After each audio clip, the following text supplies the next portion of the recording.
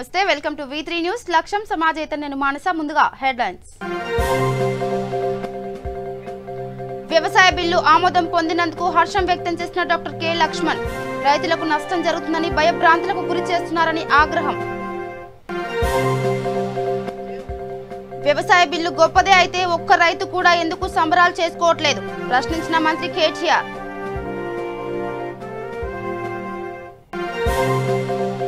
Corporate శక్తులకు మేలు చేసేందుకే వ్యవసాయ బిల్ బీజేపీకి శిక్ష తప్పదన్న మంత్రి తలసాని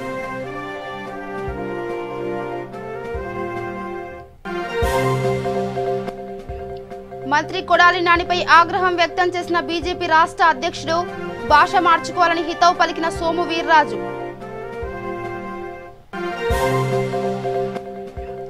ఏపీ రాజధాని అమరావతిపై దాఖలైన పిటిషన్ల విచారణ వాయిదా వచ్చే నెల 5వ తేదీకి వాయిదా వేసిన ఏపీ హైకోర్టు ఇక డీటెయిల్స్కి వెళ్తే కేంద్ర ప్రభుత్వం తీసుకొచ్చిన వ్యవసాయ బిల్లుపై ఇప్పటికీ కూడా విమర్శల పర్వం చెల్లారడం లేదు అన్న విషయం తెలిసిందే. ప్రతిపక్ష పార్టీలు వ్యవసాయ బిల్లుపై విమర్శలు చేస్తూనే ఉన్నాయి. అయితే కేంద్ర ప్రభుత్వం మాత్రం ఈ వ్యవసాయ బిల్లు ద్వారా రైతులందరికీ ఎంతో మేలు జరిగే అవకాశం ఉందని చెబుతుంది. పార్లమెంట్ వేదికగా ఉభయ సభల్లో ఆమోద ముద్ర పొందిన వ్యవసాయ బిల్లుపై దేశ ప్రధాని నరేంద్ర మోడీ ప్రశంసల వర్షం కురిపించారు. కేంద్రం తీసుకొచ్చిన వ్యవసాయ బిల్లుపై దేశవ్యాప్తంగా ఉన్న రైతులందరికీ అన్ని విధాలుగా లాభం చేకూరే అవకాశం ఉందంటూ దేశ ప్రధాని నరేంద్ర మోడీ వ్యాఖ్యానించారు.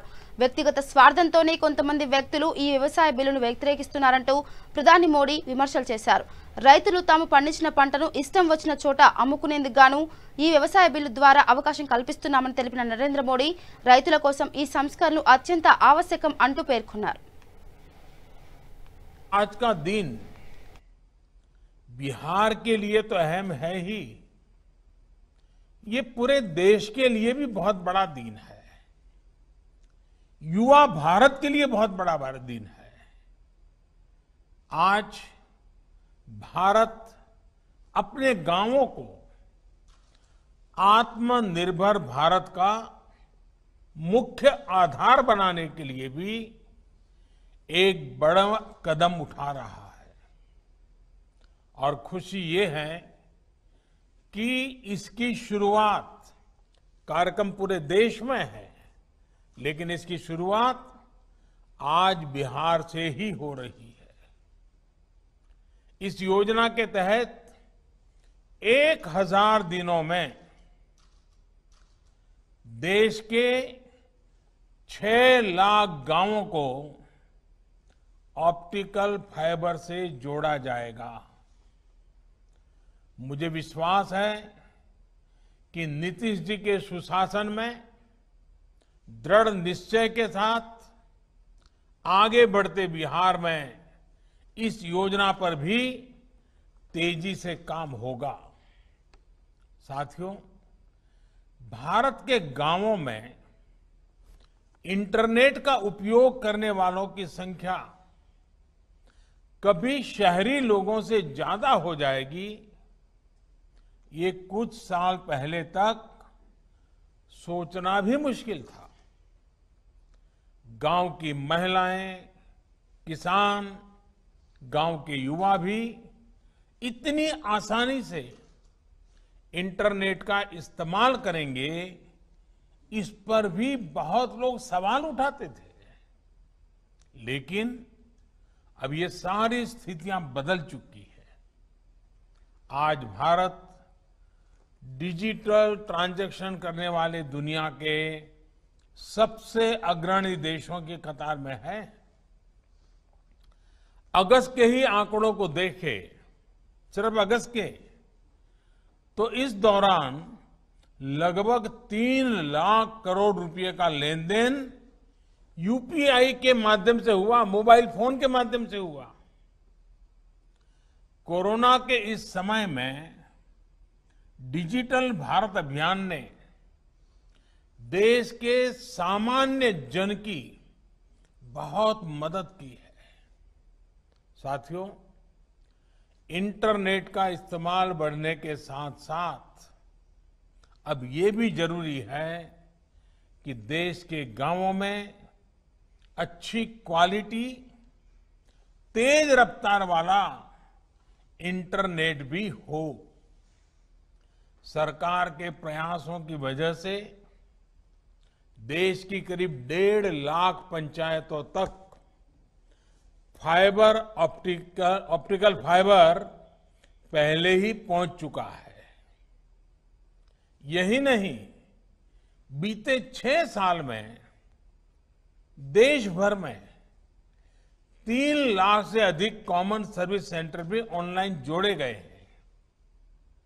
अब यही कनेक्टिविटी देश के हर गांव तक पहुंचाने के लक्ष्य के साथ देश आगे बढ़ रहा है। जब गांव-गांव में तेज इंटरनेट पहुंचेगा तो गांव में पढ़ाई आसान होगी। गांव के बच्चे, हमारे ग्रामीण युवा भी एक क्लिक पर दुनिया की किताबों तक, तकनीक तक आसानी से पहुंच पाएंगे। यही नहीं, टेली मेडिसिन के माध्यम से अब दूर सुदूर के गांवों में भी सस्ता और प्रभावी इलाज गरीब को घर बैठे ही दिलाना संभव हो पाएगा। आपको मालूम है, पहले अगर रेलवे में कहीं आरक्षण करना होता था तो गांव से शहर जाना पड़ता था, कतार में खड़ा रहना होता था और रेलवे का आरक्षण के लिए हमें जाना पड़ता था।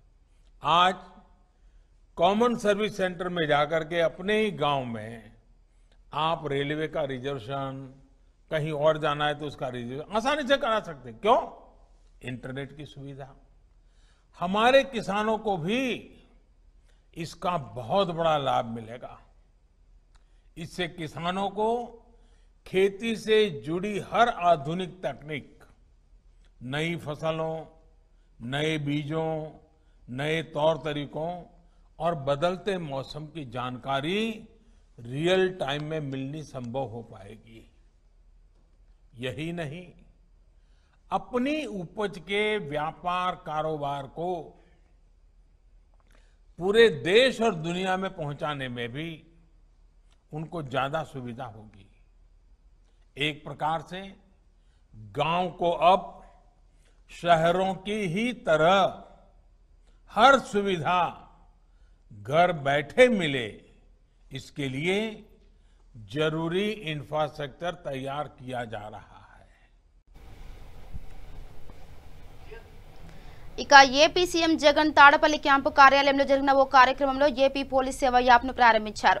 ఈ సందర్భంగా ఆయన మాట్లాడుతూ పోలీసులంటే భయపడాల్సిన అవసరం లేదని, వారిని సేవకులుగా ప్రజలు గుర్తించాలని తెలిపారు।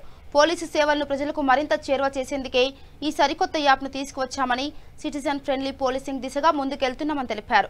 పోలీస్ స్టేషన్కు వెళ్లాల్సిన అవసరాన్ని ఏపీ పోలీస్ సేవ యాప్ తగ్గిస్తుందని, ఆంధ్రప్రదేశ్లోని ప్రతి ఒక్కరూ ఈ యాప్ను డౌన్లోడ్ చేసుకోవాలని సీఎం జగన్ సూచించారు। దర్యాప్తు పురోగతి, అరెస్టులు, ఎఫ్ఐఆర్లు, రికవరీలు, రహదారి భద్రత, సైబర్ సెక్యూరిటీ, మహిళా భద్రత కార్యక్రమాలకు అనుమతులు, ఎన్ఓసీలు, లైసెన్స్లు, పాస్పోర్ట్ సేవలు, వివిధ రకాల వెరిఫికేషన్లు, ఇలా అన్ని రకాల పోలీస్ సేవలను ఈ యాప్ ద్వారా రూపొందవచ్చని ఏపీ సీఎం జగన్ వివరించారు।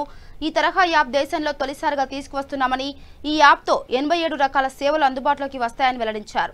పోలీస్ స్టేషన్లకు వెళ్లే పరిస్థితులను తగ్గిస్తూ పోలీసులు అందించే భిన్న రకాల సేవలను ఒకే వేదికపైకి తీసుకువచ్చామని తెలిపారు। ఈ యాప్ను తీసుకువచ్చిన రాష్ట్ర పోలీస్ శాఖ అభినందనలు తెలుపుతున్నట్లు సీఎం జగన్ పేర్కొన్నారు।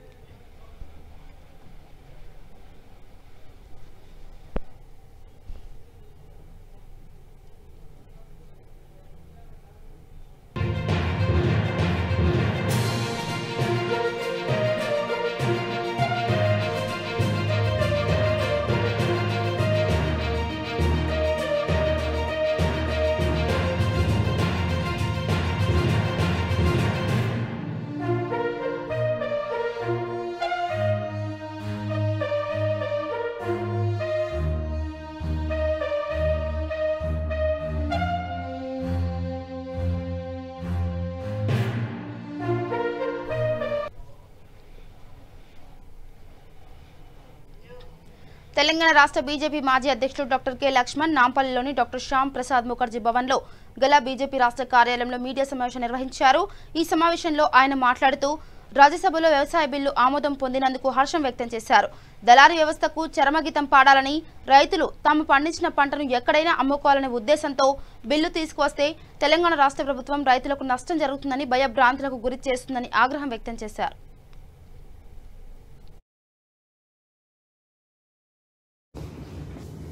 నిన్న పార్లమెంట్లో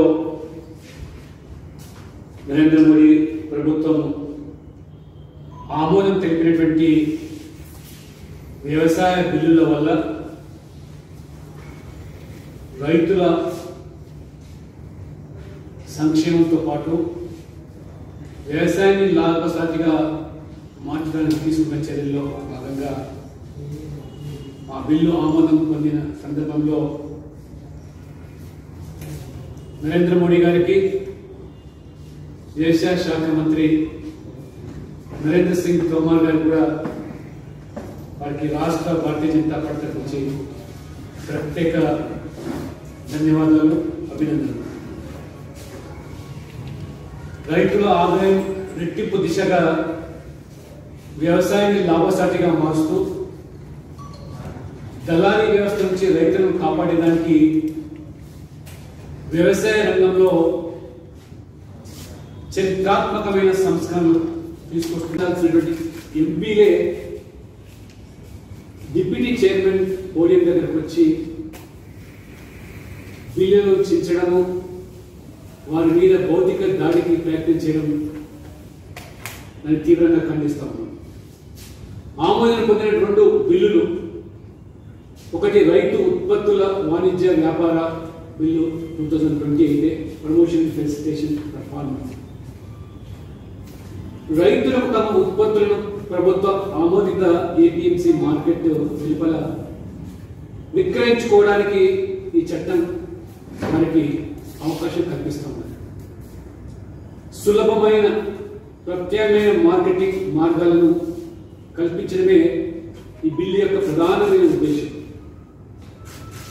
ఈ చట్టం ప్రకారంగా రైతులు తమ ఉత్పత్తులను విక్రయించడం వల్ల వారి నుంచి ఎలాంటి సెస్ కానీ పన్నులు కానీ వసూలు చేసేదానికి ఆస్కారం లేదు. తద్వారా రైతుల సాధికారత, రక్షణ, వ్యవసాయ బిల్లు 2020 రైతులు నేరుగా అగ్రికల్చర్ బిజినెస్ సంస్థలు, టోకు వ్యాపారులు, ఎగుమతిదారులు, పెద్ద రిటైలర్లతో ముందస్తుగానే ఒప్పందం కుదుర్చుకునేదానికి ఈ చట్టం అవకాశం కల్పిస్తుంది. రైతుకు పంట వేసే సమయంలోనే తన పంట ధర నిర్ణయించుకొని పండించే వెసులుబాటు భారతదేశ వ్యవసాయ రంగంలో ఇది ఒక చరిత్రాత్మకమైన రైతుల జీవితాల్లో వెలుగు నింపేటువంటి ఈ యొక్క బిల్లు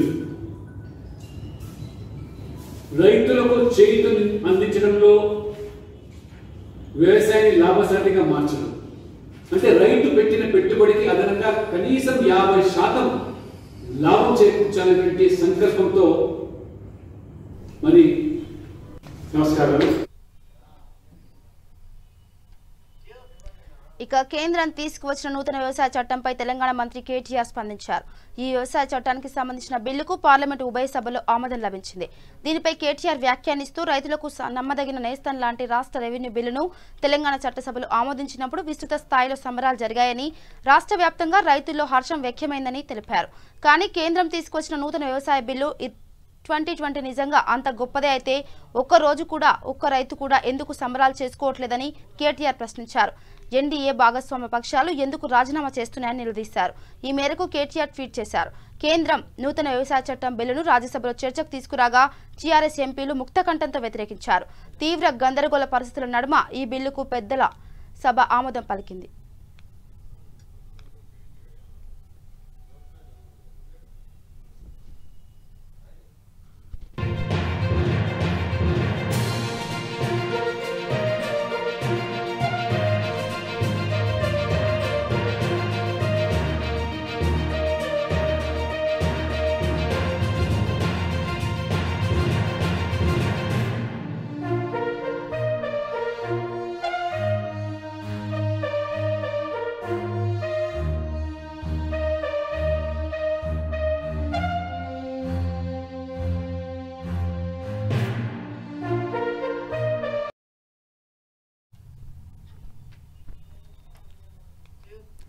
కేంద్ర ప్రభుత్వం నూతన వ్యవసాయ చట్టం బిల్లు ఇతర అనుబంధ బిల్లులకు రాజ్యసభలో ఆమోదం లభించిన నేపథ్యంలో తెలంగాణ మంత్రి తలసాని శ్రీనివాస్ యాదవ్ స్పందించారు. కార్పొరేట్ శక్తులకు మేలు చేసేందుకే ఈ బిల్లు తీసుకొచ్చారని, కేంద్రం తీసుకొచ్చిన వ్యవసాయ బిల్లులతో దేశంలో అగ్గి రాజుకుందని అన్నారు. ఈ బిల్లుల పట్ల దేశంలోని రైతులంతా మండిపడుతున్నారని, రైతుల పట్ల దుర్మార్గంగా వ్యవహరిస్తున్న బీజేపీకి శిక్ష తప్పదని హెచ్చరించారు. రైతులతో పెట్టుకున్న ప్రభుత్వాలు ముందుకు సాగిన దాఖలాలు లేవని స్పష్టం చేశారు. ఈ బిల్లులపై ఇప్పటికే పంజాబ్, హర్యానా రాష్ట్రాలు బగ్గుమంటున్నాయని, తీవ్ర నిరసనలు వస్తున్నాయని, మరికొన్ని రోజుల్లో ఇది దేశమంతా వ్యాపిస్తుందని తెలిపారు. కేంద్రం తీసుకురాబోయే నూతన విద్యుత్ చట్టంపైన ఇదే విధంగా ఉద్యమించక తప్పదని అన్నారు. బీజేపీ మత రాజకీయాలు చేస్తుందని, మున్ముందు ఇలాంటి రాజకీయాలు చెల్లవని అన్నారు. ఓవైపు కరోనా మహమ్మారి చెలరేగిపోతుంటే బీజేపీ మాత్రం ప్రభుత్వాలను పడగొట్టడంలో ముమ్మరంగా శ్రమిస్తుందని వివరించారు.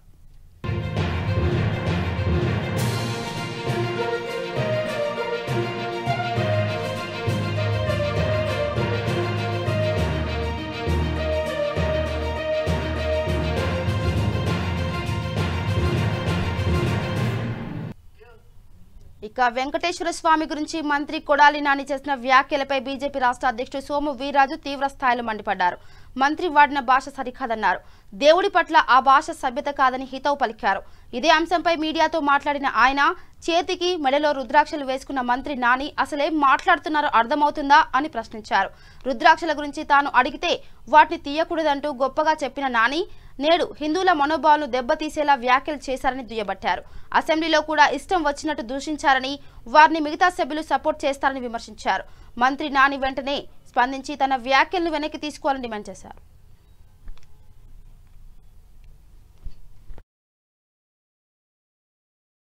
జరుగుతున్న విషయం ఏంటి?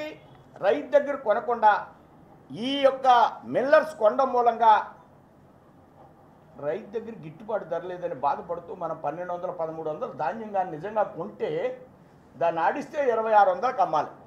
2600 అంటే 26 రూపాయలు కేజీ బియ్యం అమ్మాలి, 30 రూపాయల లోపు అమ్మాలి. కానీ ఎంతగా అమ్ముతున్నారు ఈవేళ? బయట మార్కెట్లో మనం అందరం 50 రూపాయలు కొట్టినాం కిలో బియ్యం. అంటే ఒక కేజీకి 50 రూపాయలు, 20 రూపాయలు మనకు నష్టపోతున్నాం. ఇది చిన్న విషయం అండి. రైతుకి గిట్టుబాటు ధర రాదా? కేజీ బియ్యం మీరందరూ కూడా 25 కేజీలు కొంటే 25-20 పోతే 25-20 ఎంత అండి? 500. 500 అంటే సంవత్సరానికి 6000. అంటే రైతుకి ఎంత నష్టం, మనకెంత నష్టం? ఈ దళారీ వ్యవస్థలు కొనసాగుతున్నాయి దేశంలో. నేను ఒక్క ఉదాహరణ చెప్పాను. మన రాష్ట్రంలో 1,40,00,000 మందిలో ఒక 50 లక్షల మంది ఈ విధంగా బియ్యం కొంటే 50 లక్షల మంది కట్టినవాళ్ళకి డిపోలో బియ్యం కొనుక్కుంటారు, డిపోలో బియ్యం ఇస్తున్నారు. వాళ్ళు కూడా ఈ బియ్యం అమ్మేసి ఇవే తింటున్నారు. వాళ్ళు కూడా ఒక 50 లక్షల కుటుంబాలు కానీ 600 నష్టపోతే నెలకి ఎంతో చూడండి ఒకసారి. ఒక ఈ బిల్లు ఈ ప్రభుత్వాన్ని ఇంప్లిమెంట్ చేసి రైతుకి గిట్టుబాటు ధర కనీసం రైతుకి 2000కి బస్తా కొంటే 40 రూపాయలండి, మనం 50 కొట్టినామండి. అది కూడా ఈ ప్రభుత్వాలు ఇప్పించలేకపోతున్నాయి. ఈ మిడిల్ మ్యాన్ వ్యవస్థ మూలంగా ఈ యొక్క ప్రభుత్వాలు మిల్లర్స్ యొక్క కాళ్ళు ఎరగొట్టాలి. నేను ఒకసారి మార్కెటింగ్ డిపార్ట్మెంట్లో ఉన్నటువంటి ఒక ఐఏఎస్ ఆఫీసర్ని కలిసి డిస్కస్ చేశాను పోయినసారి. నేను ఎమ్మెల్సీ అయిన కొత్తలో ఏంటి ఇంత వేరియేషను? దీనికి చట్టం లేదండి. నేను సివిల్ సప్లై గురించి ఎమ్మెల్సీ అయిన తర్వాత జిల్లా పరిషత్ మీటింగ్లో మాట్లాడుతున్నాను, కౌన్సిల్లో మాట్లాడుతున్నాను. ఈ విధంగా ఇంత నష్టం జరుగుతుంది. ఈ మిడిల్ మ్యాన్ వ్యవస్థ మూలంగా, ఈ మిల్లర్స్ మూలంగా ఈయన కంట్రోల్ చేయలేకపోతున్నారంటే ఒక మంత్రి గారు ఏం చెప్పాడంటే మనకి దాని మీద కంట్రోల్ లేదని చెప్పాడు ఒక మంత్రి గారు. ఒక ఆఫీసర్ ఏం చెప్పాడంటే ఏంటండి ఎమ్మెల్యేలే మిల్లర్స్ అండి, ఏమైనా చేయగలుగుతామండి? మరి నీ ఉద్యోగం ఎందుకయ్యా బాబు? నీకు జీతం ఇచ్చి నువ్వు ఎందుకున్నావు ఇక్కడ? ఈ బెంచ్ ఎందుకు? ఐఏఎస్ ఆఫీసర్లు ఎందుకు? ఈ మార్కెటింగ్ అనేటువంటి సంస్థ కింద దాకా ఎందుకు? వాళ్ళకి జీతాలు 500. నా దృష్టిలో సంవత్సరానికి 5 కోట్లు, వాళ్ళకి 100 కోట్లు వాళ్ళకి జీతాలు నష్టం. మనకి లెక్క చూస్తే మీరు 20 రూపాయలకి అదనంగా కేజీ కొనడం, 50 లక్షల మంది 600 రూపాయలు నష్టపోతుంటే ఎంత నష్టం అండి మనకి? ఇది మిడిల్ మ్యాన్ వ్యవస్థలో ఉన్నటువంటి 300 కోట్లు నెలకి. సంవత్సరానికి మీరు చూడండి, దీని మూలంగా ఇది అనాదిగా జరుగుతున్న అవినీతి. దీనికి ఈవేళ చట్టబద్ధత వచ్చింది. అవినీతికి ఈ మిడిల్ మ్యాన్ వ్యవస్థని దీన్ని రాష్ట్ర ప్రభుత్వాలు నిరోధించాలి. మిల్లర్స్ దగ్గరే బతుకుతాయి ఈ ప్రభుత్వాలన్నీ కూడా. నాకు తెలిసినంత వరకు ఈ ప్రభుత్వం దగ్గర ఆ ప్రభుత్వం దగ్గర కూడా వాళ్ళే ఉంటారు, ఈ మిల్లర్సే ఉంటారు. దీన్ని మాలాంటి ప్రభుత్వాలు ఇంత గట్టిగా తీసుకున్నటువంటి చర్యగా మీ అందరు కూడా సవినయంగా నేను మనవి చేస్తున్నా.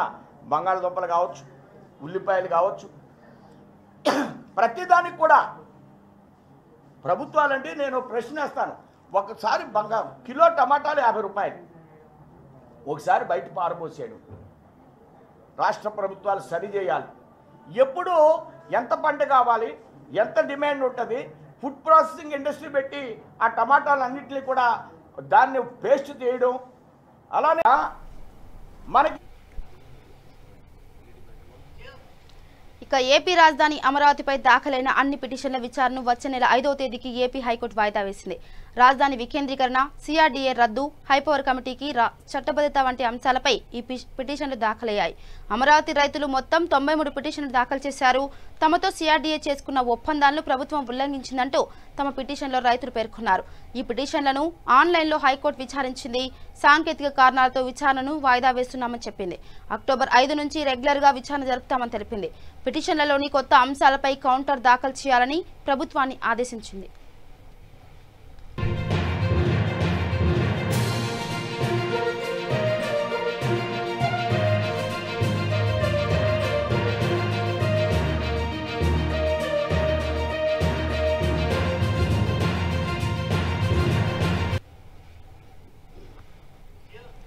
మహబూబాబాద్ జిల్లా బయ్యారం మండలం నుండి యాదవులు హైదరాబాద్ ప్రగతి భవన్ ముట్టడించి బయలుదేరగా వారిని బయ్యారం పోలీసులు అదుపులోకి తీసుకుని స్టేషన్కు తరలించారు. రెండో విడత గొర్రెల పంపిణీ కార్యక్రమం చేపట్టాలని ఆ సంఘం నాయకులు తిరుమలేష్, రేఖ, ఉప్పలయ్య, వెంకన్న తదితరులు డిమాండ్ చేశారు.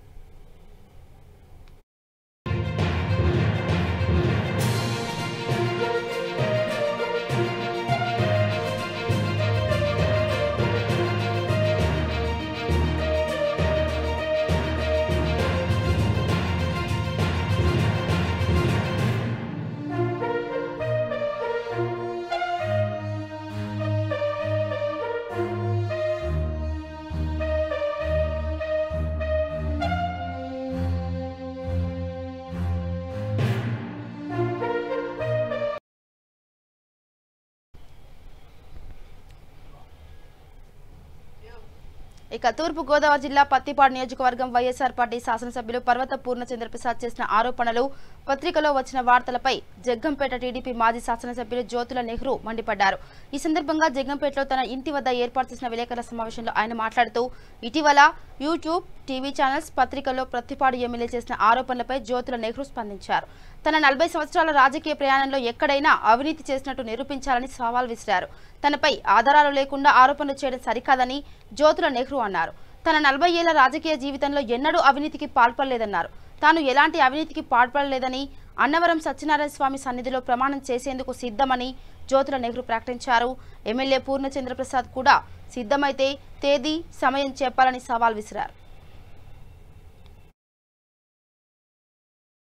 దానికి అర్థం తెలియనటువంటి నువ్వు నన్ను విమర్శించేటటువంటి స్థాయి నీకు లేదు అని చెప్పి చెప్తున్నాను. ఇకపోతే నీ అవినీతి గురించి కానీ మాట్లాడుకోవాల్సి వస్తే ఇక్కడ అన్నవరం దేవస్థానం మెట్టు మెట్టుకి చెప్తుంది నీ కథ. నేను ఒకటే చెప్తున్నా, నువ్వు నా మీద చేసినటువంటి అవినీతి కానీ, అవినీతి ఆరోపణలు కానీ,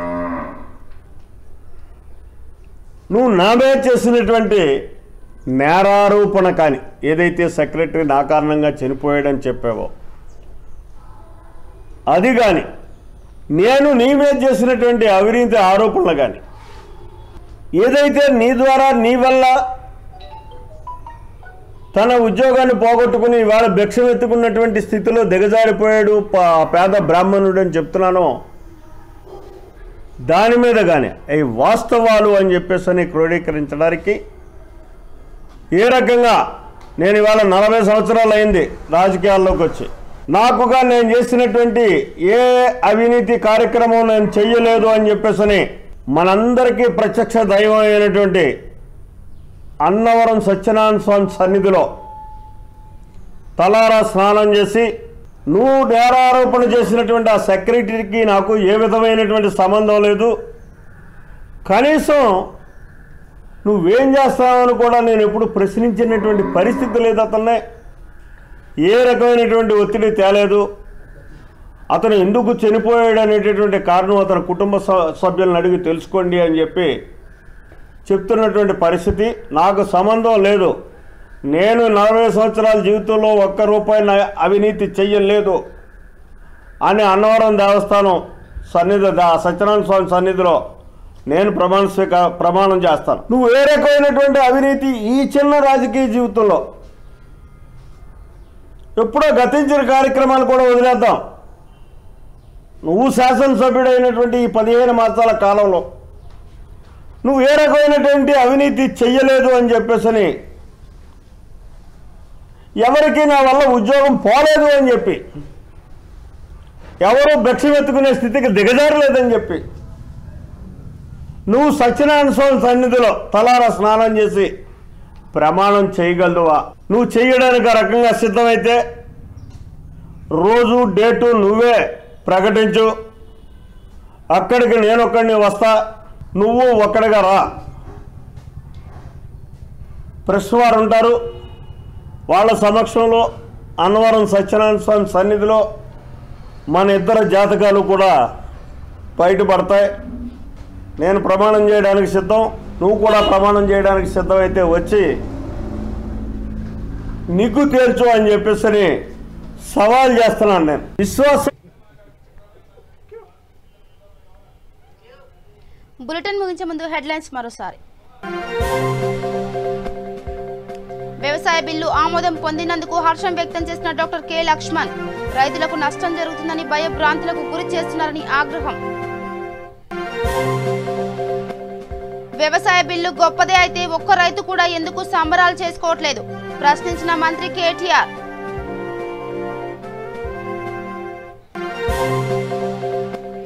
కార్పొరేట్ శక్తులకు మేలు చేసేందుకే వ్యవసాయ బిల్, బీజేపీకి శిక్ష తప్పదన్న మంత్రి తలసాని.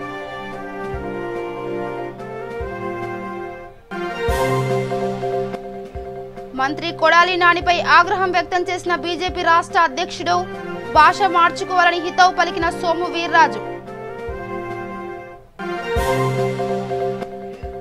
ఏపీ రాజధాని అమరావతిపై దాఖలైన పిటిషన్ల విచారణ వాయిదా, వచ్చే నెల 5వ తేదీకి వాయిదా వేసిన ఏపీ హైకోర్టు.